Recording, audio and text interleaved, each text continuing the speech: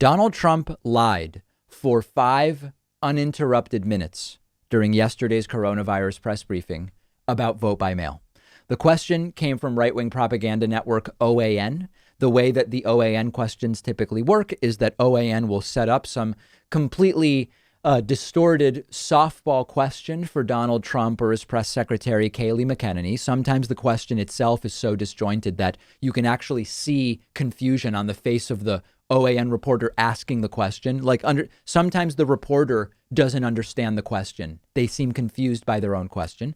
And it's just basically like a carte blanche for Donald Trump or Kayleigh McEnany to start ranting and raving about whatever is on their agenda. This time, the question was about vote by mail and whether Trump would do anything at the federal level to stop vote by mail. And Donald Trump, 5 minutes, going, lying. Let's jump right into it. OAN. Thank you, Mr. President.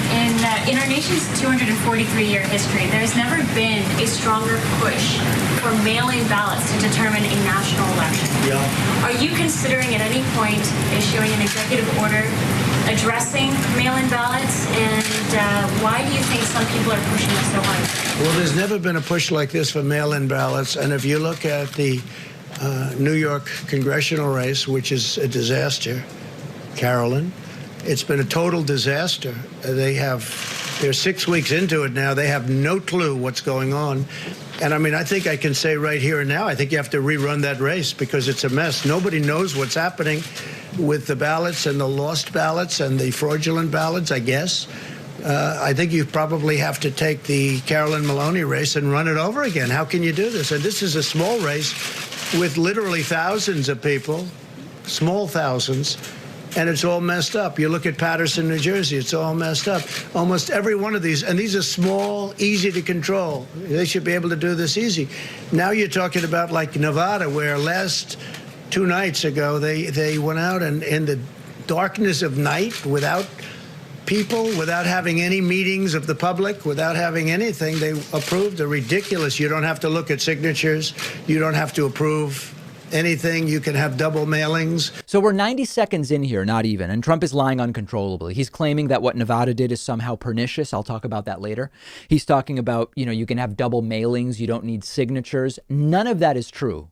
Nevada approved sending absentee ballots to registered voters who went through the normal process for voter registration. If you did it at the Registry of Motor Vehicles, they have your signature. It was the appropriate process. There are other opportunities, of course, to register to vote. You have to be a citizen. All of that stuff applies. It's just sending ballots to registered voters. Let's keep going. You can have all sorts of things. Nobody's ever seen anything like it. It's a disgrace. I mean, honestly, it's a disgrace. So it's a very good question. I mean, the mail-in ballots, if you look at just some of the small places, the small races, a congressional race in New York, it should be very easy. Normally that would have been announced at 7 o'clock and it would have been down to the wire and everybody would have loved it. If it was at all complex, it would have taken an extra 45 minutes or an hour. They would have announced it a little bit later. They have no clue. This was about 6 weeks ago, and they have no clue what's going on. They've lost ballots. There's fraudulent ballots. How are you going to do that for an entire nation? Now, it is true that the New York situation is not good, but the problem is not an issue of fraud. It's a logistical problem, and it relates to postmarks and last-minute mailings by the city of New York. This doesn't excuse the problem. There are problems around the country whenever we have a presidential election with in-person voting, voter suppression, voter rolls, all of this stuff. And many of those problems are by design. There are concerns here, legitimate ones, and we have similar concerns about in-person voting as well. But this is all fixable stuff. And Trump is framing it all as proactive fraud.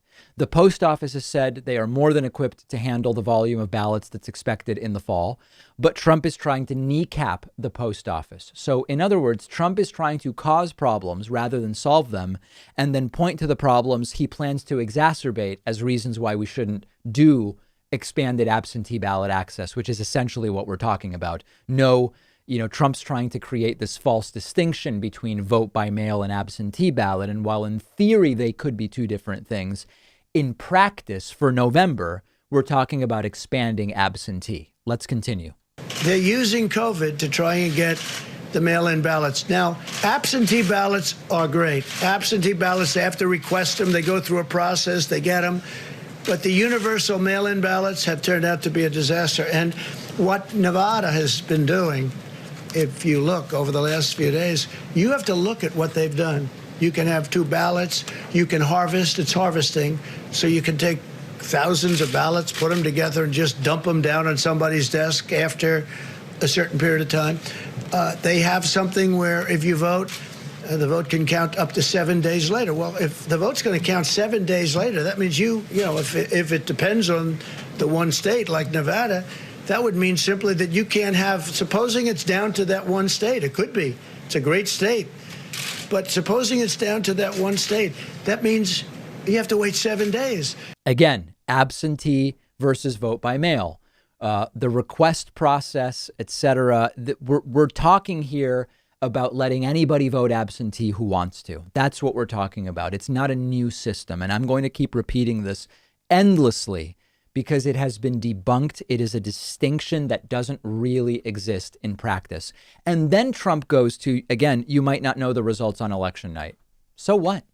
So what? Trump is saying both that it's going to be rigged and he wants the results right away. Well, is it the worst thing in the world if it took a few days and we were sure that we got the right results that account for the absentee ballots and we know every vote has been counted? It doesn't sound so bad. Let's keep going. But they won't have it there. This is something that's so messed up. And by the way, I have to say, the post office for many, many years has been, run in a fashion that hasn't been great workers and everything, but they have old equipment, very old equipment. And I don't think the post office is prepared for a thing like this. You have to ask the people at the post office. But how can the post office be expected to handle? They have regular mailing. And then now on top of that, they have the internet where you have Amazon and these companies doing, all the buying. Instead of going to a department store, they go buy through mail. So you have massive numbers of purchases now going through the post office, purchases of items and gifts. And that's a tremendous strain on the post office. The post office loses a fortune. It has been for many, many years, for decades. So now on top of it, it has this. And the Amazons of the world and the others, they pay very, very little money. They lose money on the post office loses money, which is ridiculous, on every package it delivers. But now on top of that, and I'm not just referring to Amazon, I'm talking about all of the competitors, if there is such a thing to Amazon. There will be. So while he's weighing in on e-commerce trends there, Donald Trump also throws in that the post office couldn't handle the volume of mail-in votes. Again, the post office has said we can handle it just fine. They've put out a statement saying so, but Donald Trump wants to prevent them from being able to handle it by cutting their funding, which is what his new postmaster general seems determined to do, Louis DeJoy, who is a Trump donor.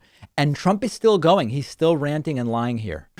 But if there is such a thing. But now on top of that, you'll have somebody like the governor of Nevada come out with this massive plan out of nowhere to take millions of ballots and send them all over the place. You'll never know who won that state. It'll get messed up just like New York and just like Paterson, New Jersey, and just like many other places. In West Virginia, they indicted a postman for doing something very bad. You know that? But there are many cases all over the country. If you look, you'll be able to find there's a list of them all over the country, and that has to do with universal mail-in. Now, this is important.